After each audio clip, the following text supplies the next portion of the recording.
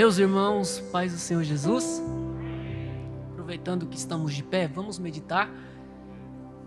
Evangelho de Jesus Cristo segundo escreveu João, capítulo de número 4,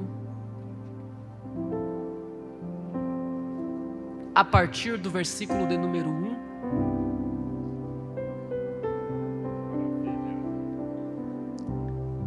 Evangelho de Jesus Cristo segundo o registro de João, capítulo de número 4, a partir do versículo de número 1.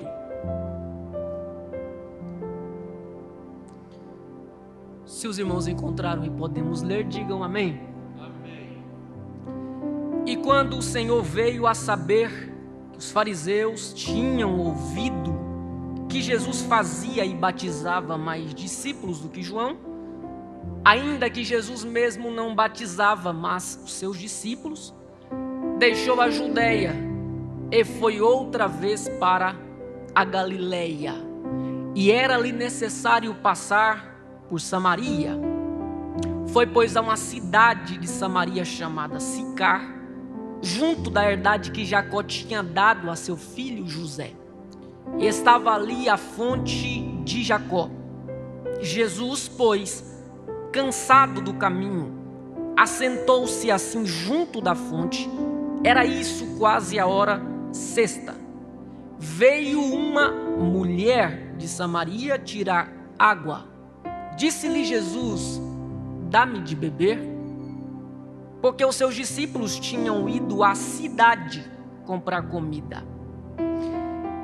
Disse-lhe, pois, a mulher samaritana: como sendo tu judeu, pedes de beber a mim, que sou mulher samaritana?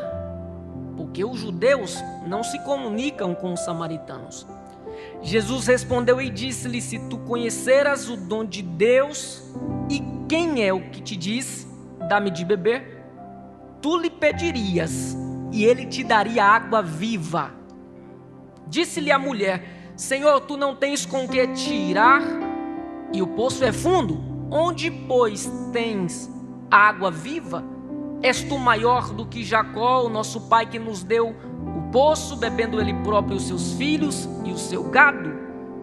Jesus respondeu e disse: qualquer que beber desta água tornará a ter sede, mas aquele que beber da água que eu lhe der nunca terá sede, porque a água que eu lhe der se fará nele uma fonte de água a jorrar para a vida eterna.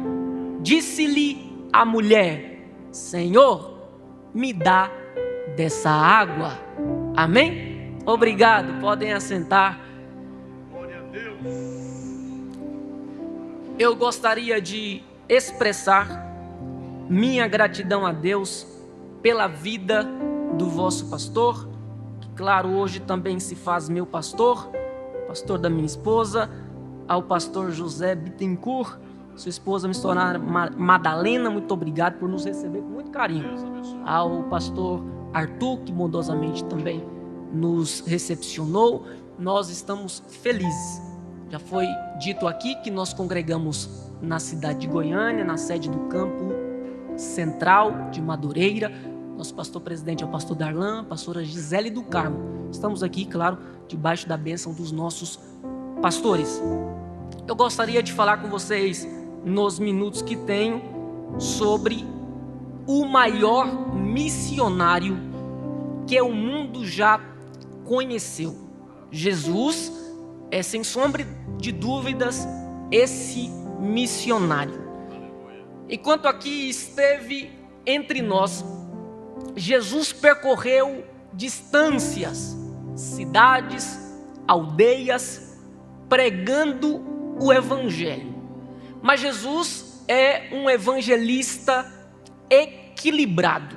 Jesus pregava para multidões, mas Jesus também pregava para uma pessoa. Onde houvesse uma alma sedenta de Deus, ali estava Jesus, o maior missionário de todos os tempos. Jesus era um missionário equilibrado, porque pregava no templo, mas também pregava nas sinagogas. Pregava nas sinagogas, mas também pregava nas casas. Pregava nas casas, mas também pregava nas ruas. Jesus pregava em qualquer lugar. Aqui está a prova disso.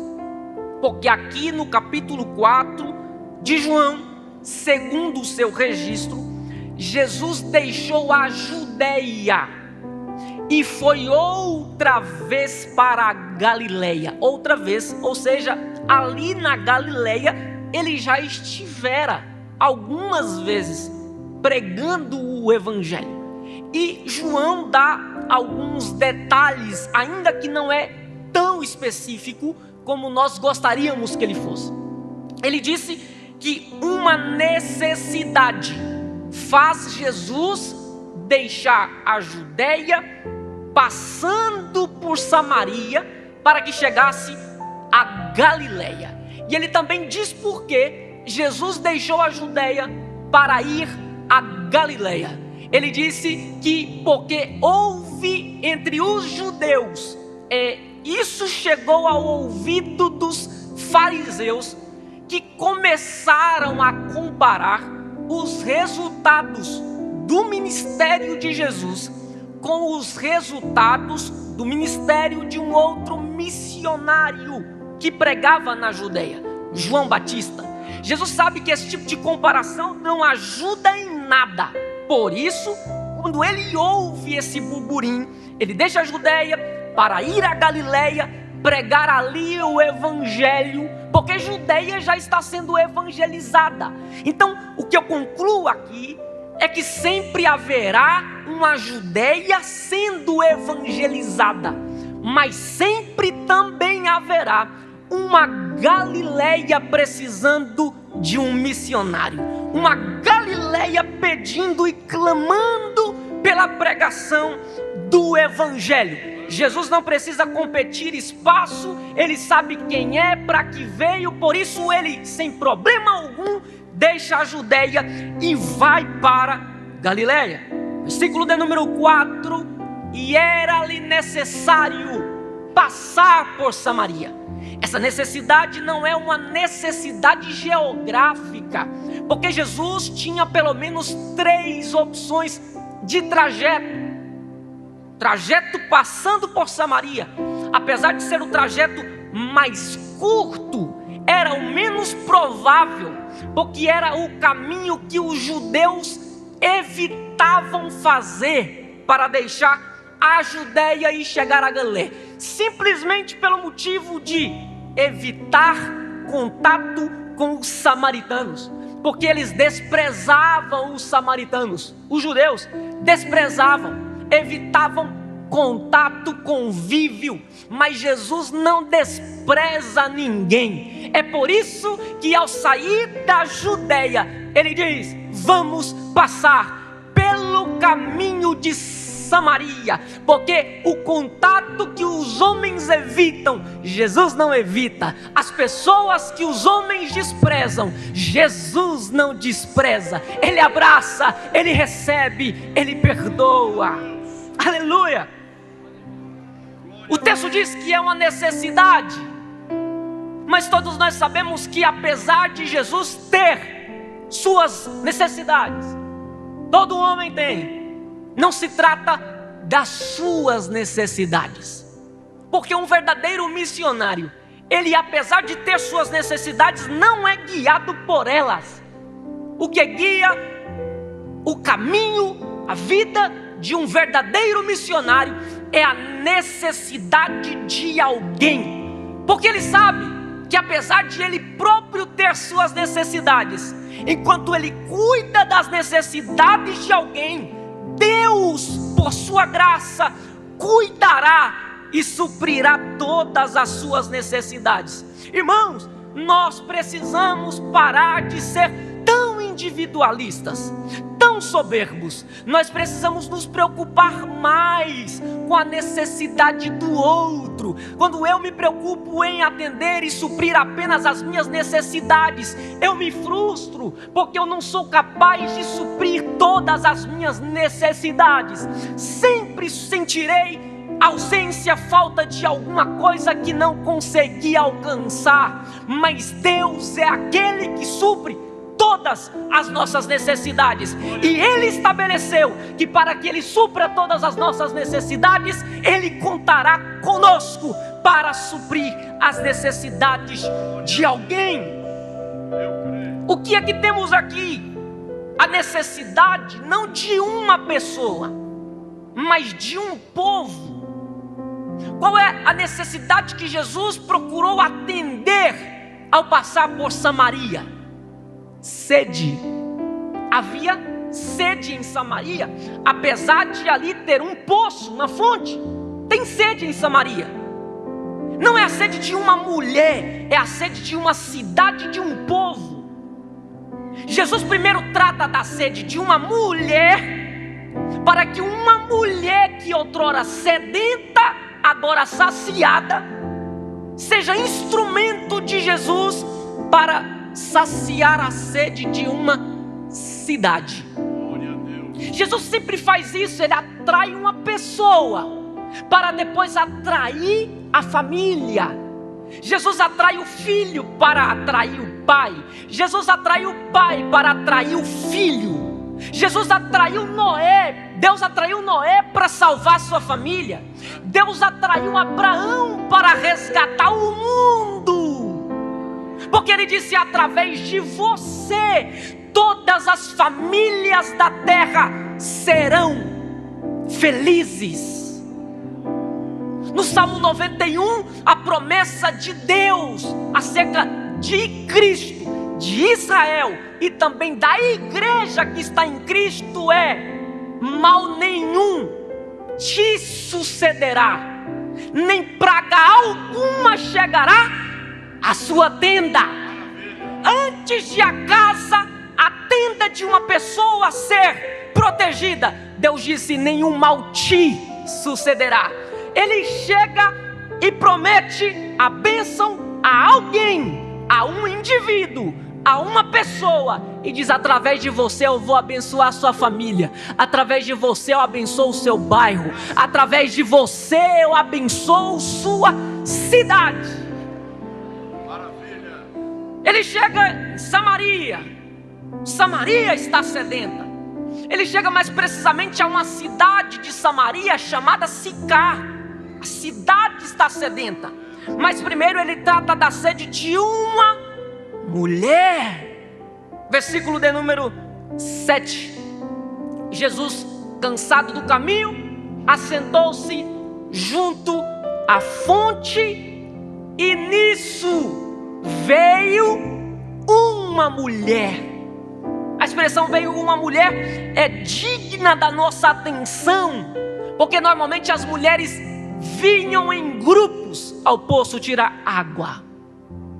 E o texto diz que era meio-dia, e as mulheres, quando vinham ao poço em grupos tirar água, elas vinham pela manhã. Ao meio-dia, a água do poço está suja. Ao meio-dia, o sol está no seu maior calor naquela região.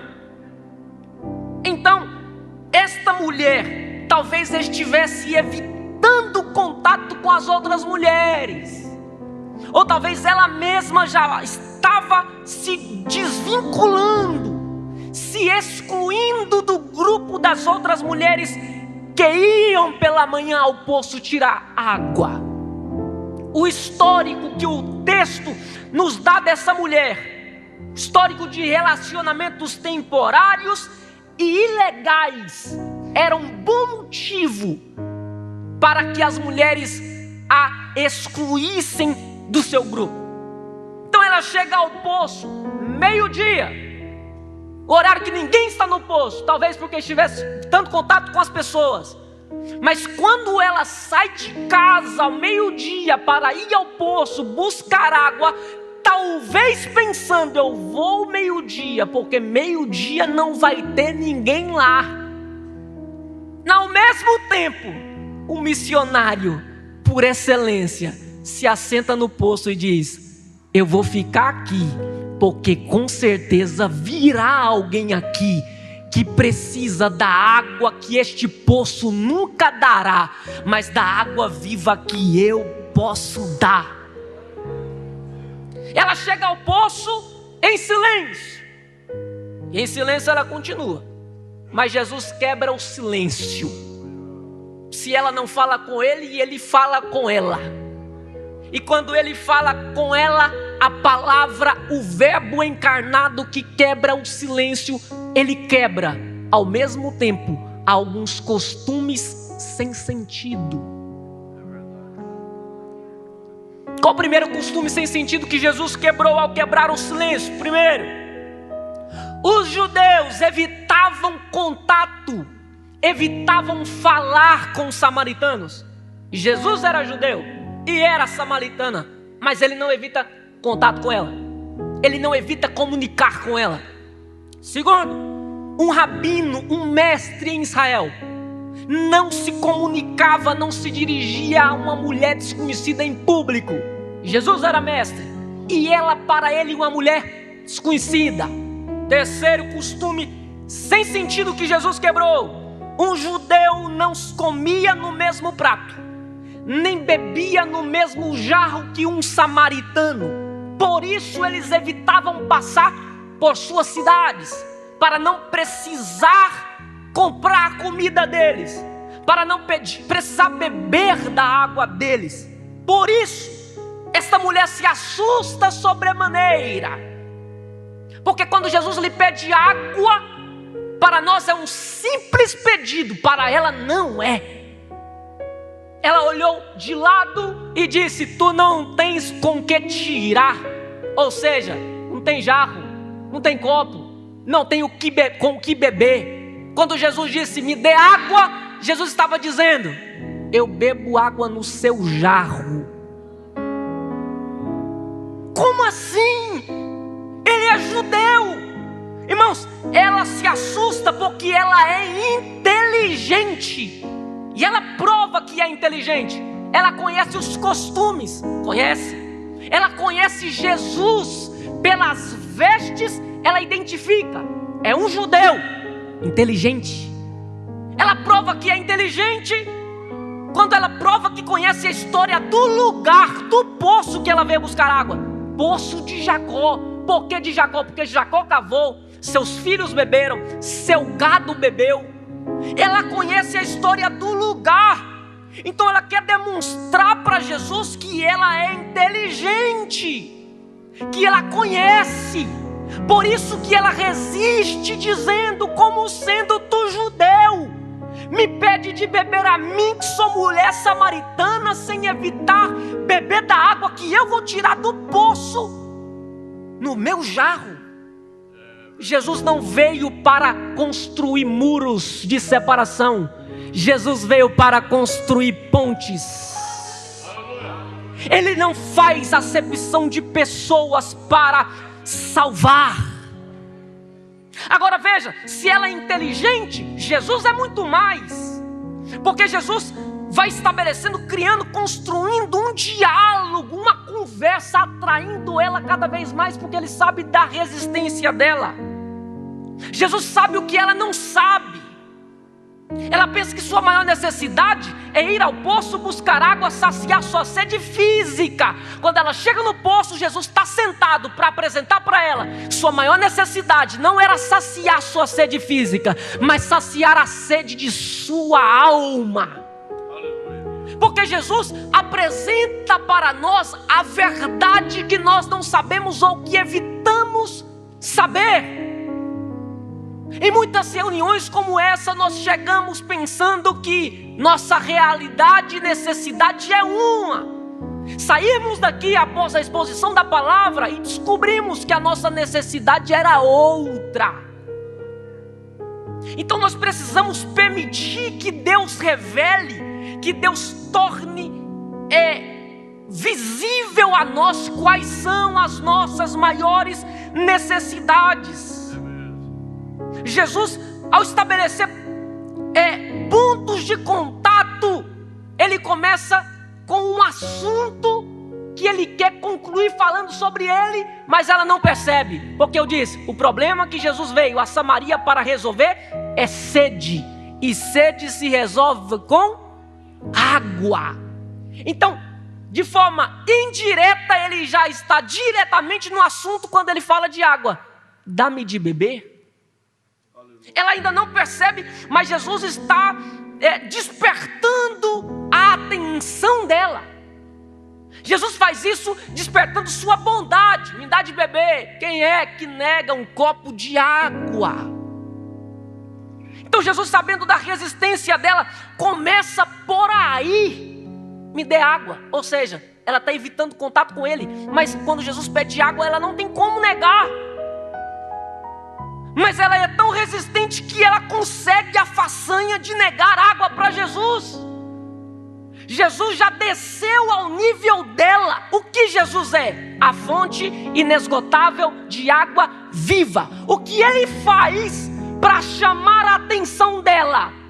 A fonte fica com sede, se humilha ao ponto de pedir água. Ele pede a ela, simplesmente para estabelecer um contato, um diálogo com ela, água. E permite que ela o negue água. Jesus pede a ela água de um poço que ela não cavou, que não é dela, uma água que ela só vai tirar para beber e saciar sua sede. E ela consegue negar isso a Jesus. Mas Jesus não deixa passar essa resistência dela e essa soberba dela batido. Jesus olha e diz: se você conhecesse o dom de Deus e quem é o que te pede água, não era você, não era eu quem te pediria, era você quem me pediria. E eu não te daria dessa água que você precisa me dar, eu te daria uma água diferente, eu te daria água viva. E se você me pedisse, eu não te negaria como você me negou, mas eu te daria. Ela pensa que sabe quem Jesus é, mas não sabe. E Jesus apresenta a ela essa verdade. Quem Jesus é de fato. O que ela precisa. O que Jesus tem para lhe oferecer para resolver seu problema. E como ela pode receber isso. Como ela identificou Jesus, a resistência dela prova quando ela diz: como sendo tu judeu. Sabe o que ela está dizendo com isso? Eu sou inteligente e sei quem tu és. Tu és judeu e eu sou samaritana. Sabe o que ela está dizendo? Eu sei quem tu és, mas tu não sabes quem eu sou. Porque se tu soubesses que eu sou samaritana, a gente não estaria conversando. Aí Jesus é quem diz: tu está pensando que sabe quem eu sou, não é? E está pensando que eu não sei quem você é. Então lá vai, eu sei quem você é, sei qual é a sua maior necessidade, e eu não sou apenas o que você pensa que eu sou. Jesus é judeu, mas Jesus é mais do que um judeu. Jesus desperta a curiosidade dela. De água comum ela entende, de água comum ela conhece. Mas quando Jesus diz: eu te daria água viva, desperta a curiosidade dela. E o ser humano é curioso, mas mulher, quando Jesus diz água viva, ela o quer. Porventura tu és maior do que Jacó, nosso pai. Ela não sabe que Jesus é bem maior, infinitamente maior do que Abraão, Isaac, Jacó, Moisés.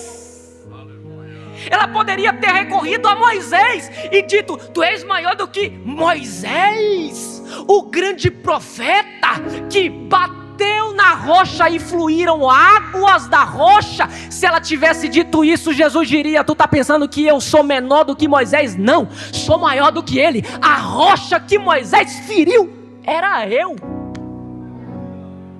Aleluia! Ela pensa que conhece Jesus, mas não conhece. não sabe quem Jesus é. E nós também precisamos baixar a nossa bola. Jesus é muito maior do que a nossa compreensão é capaz de alcançar. Nós não devemos nos conformar com o nível de conhecimento que nós temos sobre Deus, sobre cruz, sobre o Evangelho. Jesus não se revela plenamente, totalmente a nenhum de nós. Todo dia Ele permite que nós conheçamos algo novo nele. A gente acorda e surpreende, diz: Jesus, eu não conhecia essa parte do Senhor. Eu não conhecia esse aspecto, esse poder, essa graça, essa bondade. Jesus vai se revelando aos poucos. Primeiro Ele permite que ela o reconheça como judeu. Daí a pouco ela já está dizendo: tu és profeta, hein? Depois ela diz: tu és o Cristo, o Salvador do mundo. Pouco a pouco Jesus vai se revelando a ela. Mas Jesus se revela a ela de forma inteligente, despertando sua curiosidade. Mas ela ainda continua resistente. Sabe por quê? Porque muitos homens haviam conquistado, usado e deixado. Ela já estava no cesto. E ela pensa que todo homem é igual. Mas ela está diante de um homem, Jesus, plenamente homem. Mas este homem é diferente. Jesus, ao despertar sua curiosidade, desperta sua necessidade espiritual. Jesus a faz olhar para dentro de si. Porque só pode apresentar água a alguém, dizer: toma, bebe dessa água, se a pessoa reconhecer que está com sede.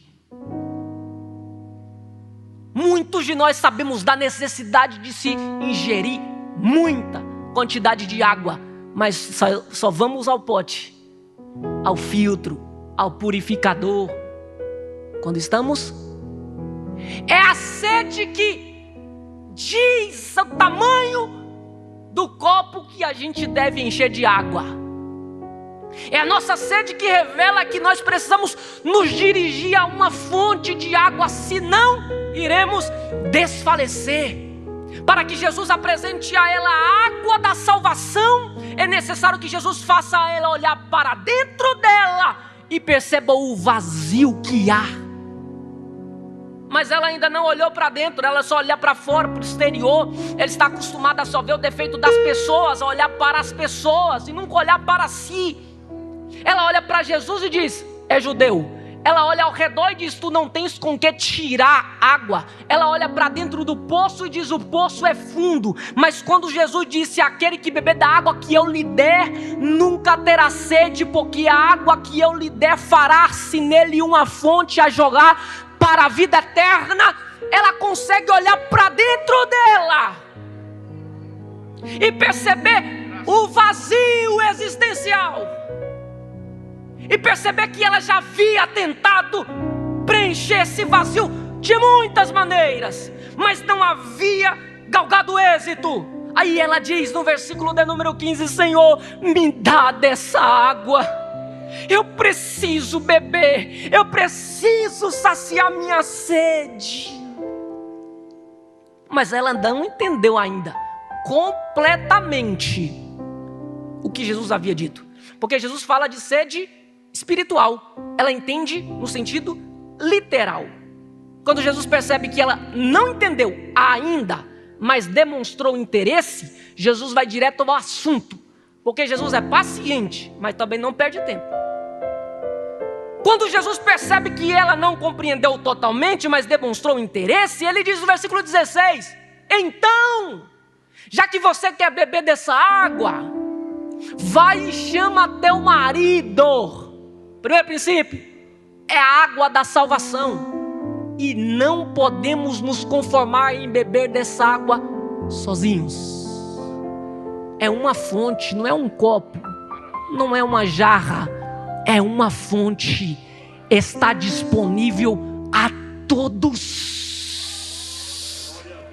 Já bebi dessa água, que maravilha, saciei minha sede, que bom. Mas agora vai, chama teu marido, chama tua esposa, chama teus filhos, chama teus pais, chama a comunidade inteira. Venham e bebam da água que eu bebi. Venham e vejam o quão sedento você estava. Vejam e vede aquele que é uma fonte inesgotável de água viva.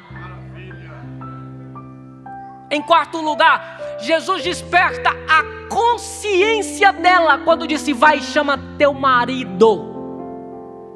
Jesus tocou sua consciência. Olha o que ela responde no versículo 17: não tenho marido.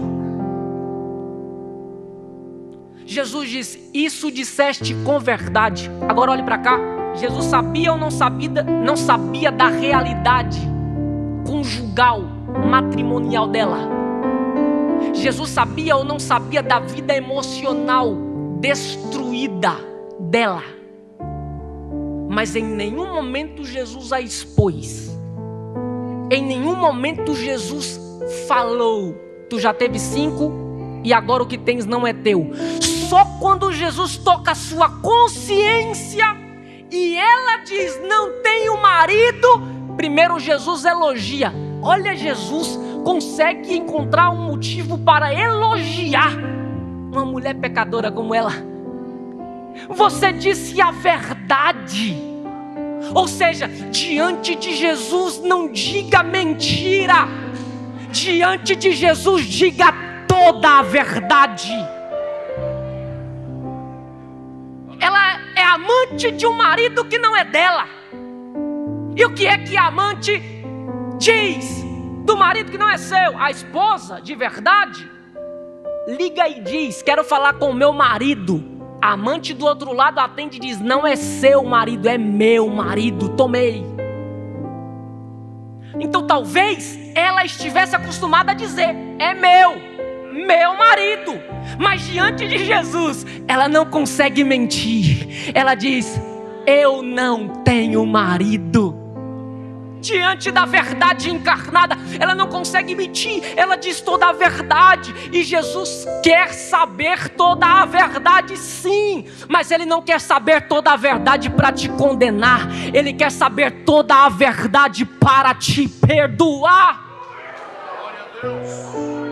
Em João 8 trouxeram uma mulher adúltera até Jesus: mestre, esta mulher foi pega no próprio ato. Mas a lei dizia: o homem e a mulher. Eles disseram: esta mulher. E na lei Moisés ordena que tais mulheres sejam apedrejadas. Jesus disse: aquele dentre vós que não tiver pecado, seja o primeiro a tirar pedra. Jesus não disse: eu quero todos sem pecado para que todos possam atirar pedras contra ela. Jesus disse: só quero um dentre vocês para atirar a primeira. Depois que ela atirar a primeira, o sem pecado, o certinho, os outros podem atirar, sejam quão pecadores forem.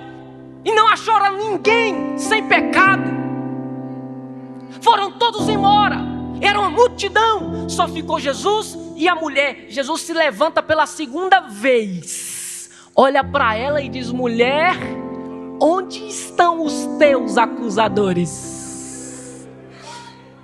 Eles não eram acusadores só dela, eles trouxeram ela acusando ela para terem de que acusar Jesus. Então eles eram intencionalmente acusadores da mulher adúltera e acusadores de Jesus. Mas Jesus disse: onde estão os teus? Porque eles não podem me acusar de nada, mas de você eles podem se tornar acusadores. Ela olhou e disse: Senhor, ninguém me condenou. Jesus disse: eu também não te condeno. Vai e não peques mais.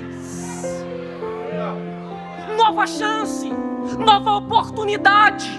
Oportunidade para tocar sua consciência, para que este pecador, esta pecadora reconheça o quão é necessário a água da salvação para a sua vida.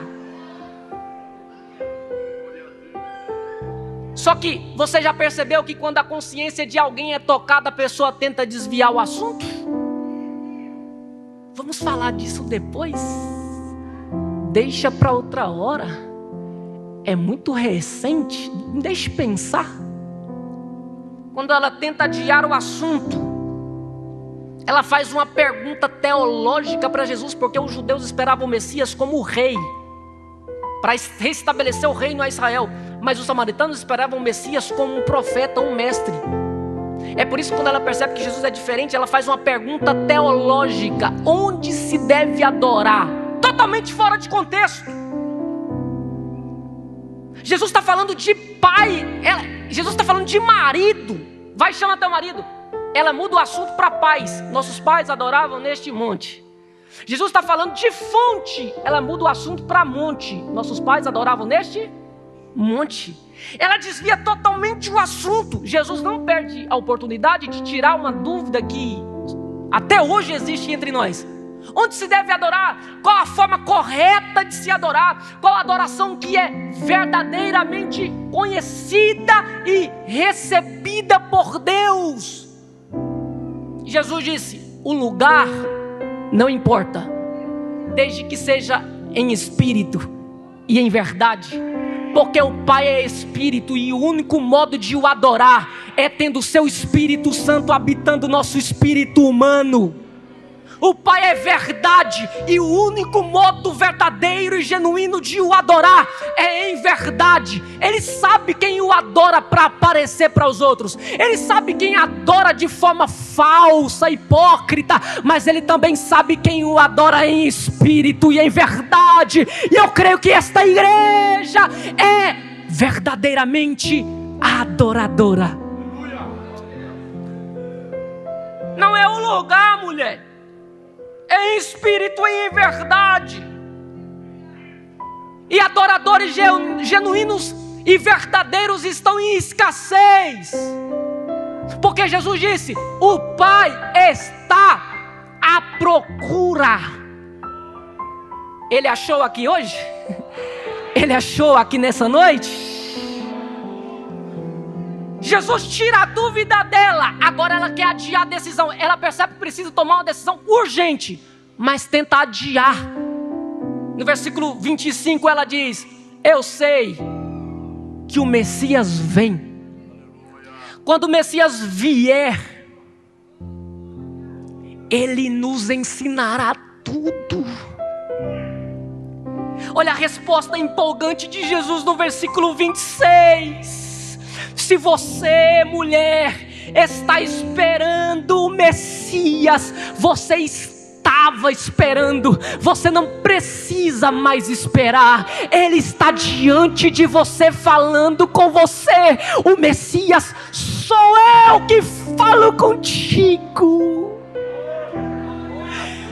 Às vezes nós pensamos que Ele está longe, mas Ele está perto. Às vezes pensamos que Ele não está nos ouvindo, Ele está do nosso lado. E nesta noite Ele também diz a alguém: eu não estou longe, eu estou perto. Eu estou junto com você. Graças a Deus. Aleluias. Quando ela ouve isso, o versículo de número 28 diz que ela deixou o cântaro. Por que ela deixou o cântaro? Porque ela quer voltar. Porque ela deixou o cântaro? Porque ele é pesado e ela tem pressa. Ela tem pressa porque ela quer entrar na cidade. Ela tem pressa de entrar na cidade porque ela quer convidar todos daquela cidade para virem beber da água que ela bebeu, para que venham conhecer aquele que ela conhecia. Agora, imagine a cena. O texto diz que ela entra na cidade convidando os homens, dizendo: vinde, vede o homem. Ele estava ou não estava acostumada a chamar, a convidar os homens? Estava. Agora ela chama os homens para conhecer o homem. E os homens dizendo: mais um, mulher? Tu não se resolve não? Tu não se sacia não? Ela diz: não, este agora é diferente. Ele não quis me usar. Ele não me quis para resolver os problemas dele, ele quis resolver os meus problemas. Vinde e veja um homem que me disse tudo quanto tenho feito. A mulher que levava os homens para a cama, agora leva os homens para Jesus. A mulher que sai da cidade sedenta, volta tendo uma fonte de água jorrando dentro dela. E hoje, nós precisamos reconhecer o que ela reconheceu. E precisamos dizer o que o salmista disse: a minha alma tem sede de ti.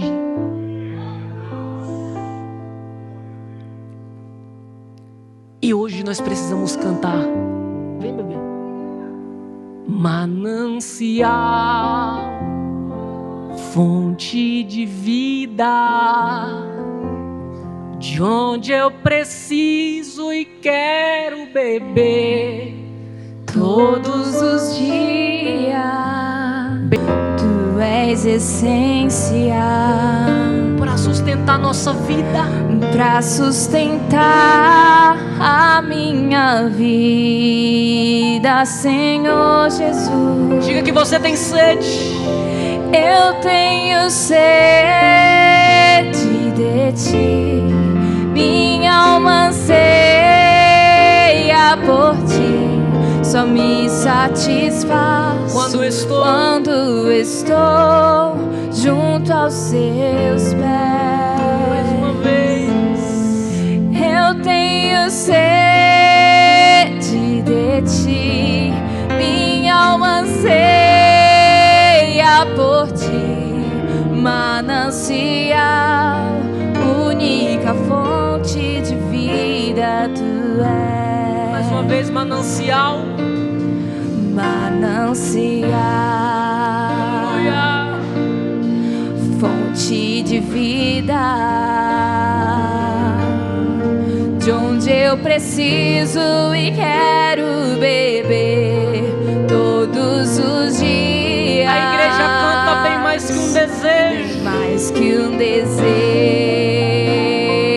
Tu és essencial, Jesus. Tu és essencial para sustentar a minha vida, Senhor Jesus.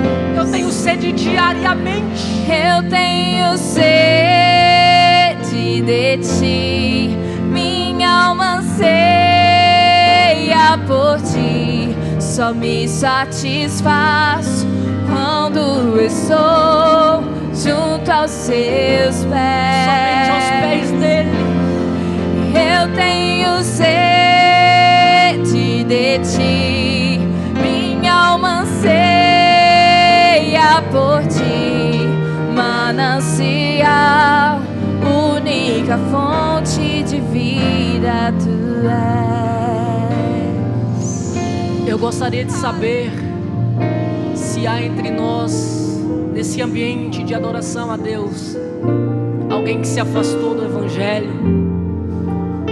alguém que se afastou de Cristo, ou talvez você que nunca tenha confessado a Ele como seu único e suficiente Salvador, ouviu a sua palavra e aceita este convite que Ele faz a você. Você que acompanha pela internet também pode aí de sua casa, do seu carro, confessar a Jesus como seu único e suficiente Salvador, preencher esse vazio da sua alma.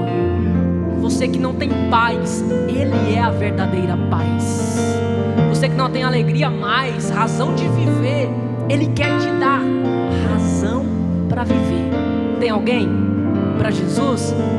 Se tem, se manifeste. Nós iremos orar por você.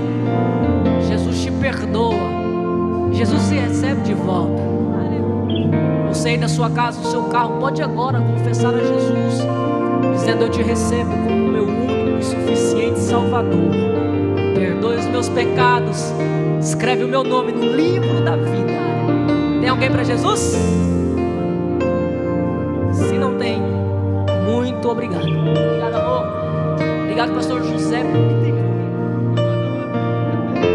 Mais uma vez, amor.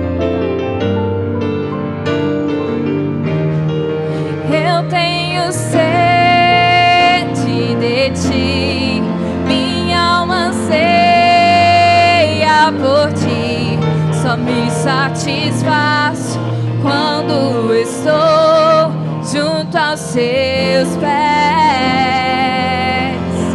Eu tenho sede de ti, minha alma anseia por ti.